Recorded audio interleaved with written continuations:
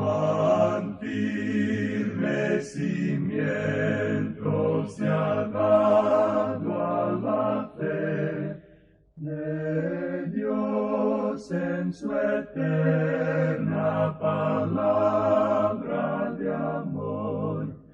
Con el propósito de compartir con usted las inmutables verdades de la palabra de Dios, presentamos A través de la Biblia, un estudio detallado y sistemático de toda la Biblia que le ayudará a conocer lo que Dios ha revelado para nuestro provecho espiritual. Estos estudios bíblicos fueron diseñados y elaborados por el Dr. J. Vernon McGee, versado maestro de la Biblia, quien dedicó la mayor parte de su vida a la enseñanza clara y sencilla de la palabra de Dios. Acompáñenos, pues, mientras avanzamos en nuestro recorrido a través de la Biblia. Cuán firme cimiento la palabra de Dios. Es un gozo estar nuevamente con usted, amigo oyente, para traerle otro estudio de la serie A través de la Biblia. Continuamos hoy nuestro recorrido por el libro de Job y llegamos al capítulo 24. Aquí vemos a Job dándole su respuesta a su amigo Elifaz. Job ya había expresado en el capítulo 23 su deseo de encontrar a Dios debido a la invitación que Elifaz le había dado cuando él le dijo respecto a Dios: «Vuelve ahora en amistad con Él y tendrás paz». Ahora Job lo conocía como su Redentor, pero él no comprendía lo que le estaba ocurriendo, y necesitaba el consuelo y la ayuda, así como la luz del cielo. Y eso no lo había estado recibiendo de parte de estos amigos suyos. Pensamos que Elifaz también hizo algo que era bastante malo. Él aceptó los chismes que estaban circulando por allí y como naturalmente el corazón del hombre es malo, concibe toda clase de cosas cuando en realidad no saben ni conocen las bases para eso. Ellos sabían que Job estaba sufriendo y que aparentemente Dios lo estaba castigando y que él tenía algún pecado secreto. Eso es lo que la gente pensaba. Ahora Elifaz trata de llegar al problema de Job y quiere averiguar cuál es ese pecado secreto que piensa está en la vida de este hombre. Y encontramos ahora que Job regresa a lo mismo del principio antes de terminar su respuesta a Elifaz. Y lo que provoca en él esto es en realidad que se vuelve más defensivo. En realidad, esto también provoca que él se haga otras preguntas. Esta pregunta que él se hace ahora es: ¿por qué es Dios tan exigente conmigo? Y aparentemente él está aceptando las acciones de otros que verdaderamente son pecadores, algo que es conocido por todos. Así es que Job comienza a tratar con ese problema aquí en el capítulo 24. En los versículos 1 y la primera parte del versículo 2 dice: «Puesto que no son ocultos los tiempos al Todopoderoso, ¿por qué los que le conocen no ven sus días? Traspasan los linderos, o sea, son bastante deshonestos. Ellos quitan los linderos, las marcas que hay para separar los terrenos de uno y de otro». Ahora, en la segunda parte del versículo 2 y en el versículo 3, Job nos dice: «Roban los ganados y los apacientan, se llevan el asno de los huérfanos y toman en prenda el buey de la viuda». Ellos son muy deshonestos en los tratos que tienen con las otras personas, y se aprovechan de ellos y de su necesidad. Y en el versículo 4 dice: «Hacen apartar del camino a los menesterosos, y todos los pobres de la tierra se esconden». Luego en el versículo 6 continúa diciendo: «En el campo siegan su pasto, y los impíos vendimian la viña ajena». Él dice: «La siembra del trigo del malvado le da tan buen resultado a él como lo que puede cosechar el justo». Y Job se pregunta entonces: ¿por qué ocurre todo esto? Él dice: ellos han cometido asesinatos, robos, han cometido adulterio, y aún se le permite a este grupo tan malvado llegar a la tumba como a los demás. Eso es lo que está diciendo en este capítulo. Son como la nieve que se derrite en la sequía por el calor y desaparece como los demás. Y eso no es todo, dice Job. Ellos no solamente son inmunes a la justicia en esta vida, en realidad ellos son favorecidos, porque uno puede apreciar la condición en que se encuentran. El pobre Job está enfermo, y en su condición mira al malvado y puede apreciar que él está progresando sin inconvenientes. Y él dice: «Yo no puedo comprender eso». Ese es el pensamiento que encontramos en este capítulo 24. En otras palabras, en lugar de haber ayudado a Job, sus amigos le dan a él otras causas para quejarse, y también para que se defienda a sí mismo.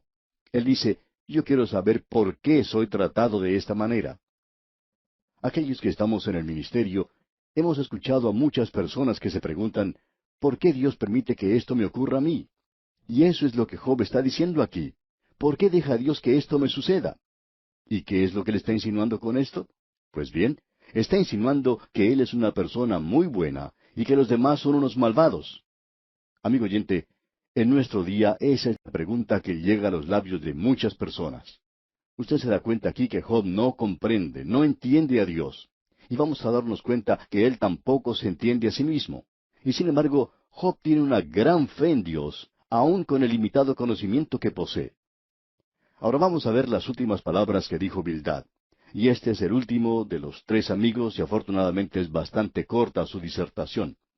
Pensamos que por fin Bildad se está dando cuenta de lo que está ocurriendo y usted lo podrá notar en su discurso aquí. Él se está diciendo a sí mismo en una forma muy pensativa, porque él es un hombre bastante inteligente y él se dice, si Job es culpable, ¿por qué no sucumbe bajo todo este bombardeo, digamos, de argumentos que nosotros le hemos dado? Él aún mantiene su integridad. Él se mantuvo firme contra todo esto. Ahora, si por debajo de todo esto hubiera habido algún punto malo, si hubiera habido una manzana podrida en este grupo, ¿por qué no ha aparecido en todo esto? Y entonces, este hombre por supuesto tiene que regresar a lo básico de su filosofía en esta vida, y como él es un tradicionalista, dice, cuando yo era joven, nosotros hemos estado haciendo esto por miles de años. ¿Por qué vamos a cambiar ahora?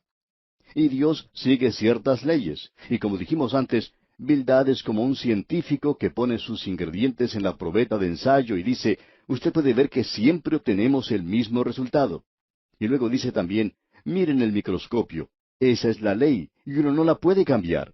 Y la ley de Dios es que Él castiga a los pecadores. ¿Por qué entonces Job no sucumbe bajo todo esto si él es en realidad un pecador culpable? En el tercer discurso que pronuncia Bildad, él presenta un argumento bastante corto, y lo hace de esa manera porque se da cuenta de que no tiene nada nuevo que ofrecer. Pensamos que hay ciertos hombres entre los teólogos y los científicos en el día de hoy que hablan de una manera muy elocuente e instruida sobre la creación del mundo, de lo que Dios hizo bajo ciertas circunstancias y de lo que Dios debe hacer. Y dicen que así eran las cosas hace 2.000 millones de años.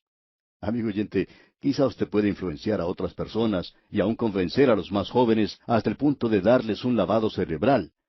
Tenemos en nuestra época una generación que ha sido de veras lavada en el cerebro. Pero usted está escuchando en este momento a uno de los escépticos más grandes que haya podido escuchar. Yo no le creo, amigo oyente. Así es, no creo que usted sepa lo que está diciendo. Si piensa que todo esto ocurrió hace 2 billones de años, no creemos que este conocimiento sea justificado en esta época. Amigo oyente, usted ni siquiera sabe lo que va a ocurrir mañana. ¿Cómo pretende usted ser una autoridad sobre lo que ocurrió hace 2.000 millones de años? Parece que se quisiera burlar de alguien. Usted piensa que con vestirse con un saco blanco, lucir anteojos para parecer más inteligente y hablar ex cátedra, entonces el mundo se detiene a escucharle. Amigo oyente, notamos que cuando por la televisión, por ejemplo, nos quieren vender algún dentífrico nuevo o algún champú para el cabello, ellos tienen solo dos formas de hacerlo. Una es por medio del sexo. La otra es mostrando a un científico en un laboratorio que está analizando algo que está hirviendo en una probeta de ensayo. Y él habla de una manera muy instruida y todo el mundo dice, bueno, eso tiene que ser verdad porque él tiene esa ropa blanca y es una autoridad en la materia. Bueno, amigo oyente, puede que sea así, que ellos vendan mucho dentífrico, pero no me van a convencer a mí en lo que se relaciona a la formación de este mundo, amigo oyente. Bien, luego tenemos a este hombre Bildad. Admitimos que estos hombres son inteligentes, pero ellos están tratando de dar un lavado cerebral a la gente y no están diciendo la verdad. Escucha ahora lo que Bildad dice. Él regresa, digamos de paso, a la creación. Todos ellos hacen lo mismo y profesan mucho conocimiento, aun los jóvenes teólogos de hoy. Y uno se cansa un poco de escucharlos. Ellos parecen saber exactamente lo que quiere decir el primer capítulo del libro de Génesis. ¿Lo sabe usted? ¿Lo sabe realmente?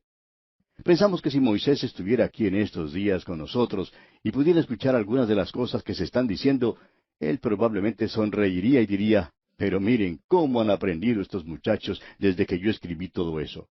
Parecen saber mucho más de lo que yo sabía sobre lo que pasó. Y pensamos nosotros que Moisés sabía mucho más de lo que nosotros le atribuimos. Veamos pues ahora lo que dice Bildad aquí en el capítulo 25, los primeros 2 versículos. Respondió Bildad suita y dijo, El señorío y el temor están con él. Él hace paz en sus alturas. Usted puede apreciar que él tiene una noción bastante elevada de Dios, y eso es bueno. Luego en el versículo 3 él continúa diciendo, ¿Tienen sus ejércitos número? ¿Sobre quién no está su luz? En otras palabras, Dios es el Ser Supremo. Luego sigue diciendo en el versículo 4, ¿Cómo pues se justificará el hombre para con Dios? ¿Y cómo será limpio el que nace de mujer? Bildad hizo aquí una buena pregunta. En realidad, esta es la pregunta que él tendría que haber hecho allá en el principio. Porque hasta ahora Bildad no ha dado ninguna respuesta. Él ha hecho las preguntas correctas, pero no tiene la respuesta exacta para ellas. Y continúa luego en el versículo 5 diciendo, He aquí que ni aun la misma luna será resplandeciente, ni las estrellas son limpias delante de sus ojos. Los hombres están descubriendo hoy que la luna es un lugar bastante sucio. Está cubierta de polvo, de escombros y cenizas volcánicas. No es, amigo oyente, un lugar muy hermoso como para tener un paseo, digamos. Tampoco es un lugar tan romántico como parece desde aquí cuando uno sale en una cita con su novia por primera vez. También parece que el planeta Marte es un lugar bastante sucio. Usted y yo vivimos en un universo, amigo oyente, que parece estar en completa confusión. Ni las estrellas son limpias delante de sus ojos, dice. Y luego prosigue diciendo en el versículo 6, ¿Cuánto menos el hombre que es un gusano, y el hijo de hombre también gusano? Hay a quienes esto no les gusta, pero a nosotros sí nos gusta. Pensamos que es exactamente eso lo que somos. Se habla hoy que nosotros procedemos de un gusano. Pues bien, amigo oyente, nosotros no venimos de un gusano, nosotros somos gusanos. Eso es lo que somos a los ojos de Dios. ¿Cómo puede un hombre que ha nacido de mujer ser limpio ante los ojos de Dios? Esa es la cuestión, y es una buena pregunta. Es una pregunta suprema. Pero ellos no tenían la respuesta a esa pregunta, amigo oyente. Solo Jesucristo tiene la respuesta a esa pregunta. Ahora usted quizá puede haber visto un cartel en el cual se lee la frase, Cristo es la respuesta. Y sabe usted, amigo oyente, que esto a veces nos molesta un poco porque no sabemos cuál es la pregunta. Ahora, si su pregunta es, ¿cómo puede un hombre aparecer limpio ante Dios? Entonces, Cristo es la respuesta. Pero si su pregunta es, ¿cómo puedo obtener una entrada para un encuentro de fútbol? Entonces, Él no es la respuesta para esa pregunta. No creemos que sea la respuesta para preguntas de ese estilo. Pero sí es la respuesta si lo que usted quiere saber como hombre que nació de mujer, que no es limpio, que es como lo que dijo David, en pecado me concibió mi madre, si desea saber cómo voy a ser limpio delante de Dios, entonces Cristo es la respuesta. Ahora Job al hablar responde exactamente a estas preguntas. Él dice en el capítulo 26, versículo 1 y la primera parte del versículo 2, respondió Job y dijo, ¿en qué ayudaste al que no tiene poder? Él está diciendo a Bildad que él no tenía la respuesta. Job también le dice lo mismo a Elifaz y a Sofar. Ellos tenían mucho que hablar, pero no tenían la respuesta. Y en la segunda parte del versículo 2 dice, ¿cómo has amparado al brazo sin fuerza? En otras palabras, lo que Job está diciendo es esto. Si tú no puedes darme una respuesta a mi pregunta, entonces no me puedes ayudar. Tienes que ser capaz de darme una respuesta. Pero ellos no pueden contestar a su pregunta, y aun cuando lo que ellos han dicho es algo bueno, no tiene un significado directo y tampoco le comunican nada nuevo a Job. Lo que él está diciendo aquí nuevamente es, ¿a quién has anunciado palabras? Tú has estado hablando mucho, pero no me has dicho nada. Y en la segunda parte del versículo 4 dice, ¿y de quién es el espíritu que de ti procede? Escuchemos lo que Job dice en el versículo 3. ¿En qué aconsejaste al que no tiene ciencia, y qué plenitud de inteligencia has dado a conocer? Por fin tú hiciste la pregunta correcta, pero nunca me has dado la respuesta correcta. Y ahora Job se lanza en esta dirección, y cuando hace eso, él muestra su alma desnuda. Y nosotros comenzaremos a ver cuál es el problema que él tiene. Vamos a verlo en nuestro próximo programa. Pero continuemos oyendo porque Job tiene mucho que decir, y algunas de las cosas que dice son realmente importantes.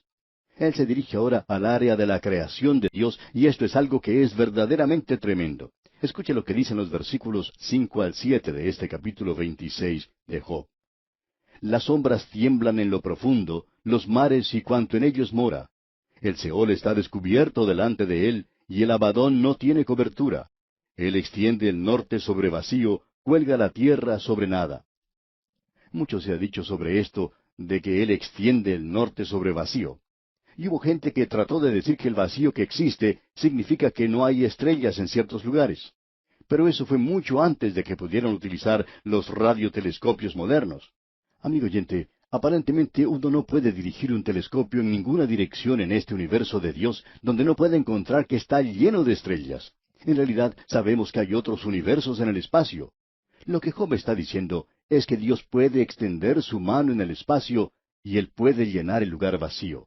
Él toma el norte aquí y hace un lugar. Ahora el espacio es una creación de Dios. La Biblia nos enseña eso. En otras palabras, aquí tenemos una estrella. Dios la creó. Y millones y billones de años luz más allá hay otra estrella. Dios también la creó. Pero, ¿qué del espacio que existe entre ellas para que no se toquen o para que no choquen como los automóviles en nuestros días? ¿Cómo las va a mantener separadas? Pues bien, Dios puso el espacio entre ellas. Ahora, ¿qué es el espacio? Alguien ha dicho que eso es nada. Pues bien, es algo. No sé lo que es, pero es algo y Dios lo creó para que pudiera mantener separadas a estas cosas. Es como si fuera un lubricante que Él utiliza para mantener esas cosas aparte. El apóstol Pablo clarifica eso cuando dice, por lo cual estoy seguro de que ni la muerte, ni la vida, ni ángeles, ni principados, ni potestades, ni lo presente, es decir, el tiempo, ni lo porvenir, o sea, el futuro, ni lo alto, ni lo profundo, y eso es el espacio, ni ninguna otra cosa creada podrá separarnos del amor de Dios. Así es que Él creó el espacio. Y amigo oyente, eso es algo en lo cual usted debe pensar. Ahora, ¿qué es el espacio? Los hombres han gastado mucho tiempo en ir de aquí a la luna, pero ¿qué es lo que existe en la distancia entre la Tierra y la luna? No diga que no es nada, porque eso no existe. Hay algo. ¿Qué es? No sabemos, no somos una autoridad en cuanto a esto, pero es algo que ha sido creado y está en ese lugar. Luego Job dice, cuelga la tierra sobre nada. Ahora, ¿quién le dijo eso a Job? Usted recuerda que esto ocurrió hace mucho tiempo, quizá no en los días antidiluvianos, pero sí durante los días de los patriarcas. Y este hombre aquí conoce que la tierra se mantiene en el espacio. Cuando uno observa lo que la mitología dice, aun la mitología griega, se da cuenta que esa gente tenía algunas ideas raras. Usted tiene que haber visto ese cuadro que representa al globo terráqueo descansando sobre Atlas. Y Atlas estaba parado sobre un elefante. Y el elefante estaba parado sobre 4 tortugas. Pero parece que se olvidaron de indicar sobre qué estaban paradas las tortugas. Aparentemente se necesitaba algo debajo de las tortugas. Pero esa gente no podía imaginarse nada en esa época. Es algo parecido a la evolución. Uno sigue investigando, tratando de llegar al mismo principio de las cosas, pero llega a cierto punto donde hay un poco de barro o lodo y luego parece haber resuelto el enigma. Pero uno se tiene que preguntar, ¿de dónde vino ese barro, ese lodo? ¿De dónde proviene esa pequeña partícula de la cual comenzó todo? Uno necesita a alguien que le dé un impulso a la cosa para que todo comience. Aquí tenemos a alguien que dice, cuelga la tierra sobre nada, y no existe ninguna base bajo ella. Uno se pregunta, ¿qué es lo que la mantiene allí? Pero lo que se tiene que preguntar uno es, si la tierra se cae, ¿en qué dirección cae? Nosotros hablamos de la fuerza de la gravedad en nuestros días, eso es algo que va hacia abajo, pero eso es siempre en dirección a la tierra misma. En otro punto de la tierra, opuesto al lugar donde usted se encuentra, ocurre lo mismo. Así es que uno no puede decir que esa atracción es solo en una dirección. Pero cuando uno sale al espacio, no hay nada allí que sirva de fuerza de gravedad o de atracción. De modo que uno se tiene que preguntar, ¿cuál es la parte de arriba? ¿Cuál es la parte de abajo? ¿Y es esa la razón por la cual se mantiene la Tierra en el espacio? La razón por la cual se mantiene allí, amigo oyente, es por Él, el Señor Jesucristo, por quien existen todas las cosas. Amigo oyente, nos estamos dirigiendo hacia algo que es realmente grande aquí, ¿no le parece? Ya hemos mencionado que en este camino que nos falta por recorrer en el libro de Job, tendremos una marcha maravillosa. Pero vamos a detenernos aquí por hoy porque nuestro tiempo ha concluido ya.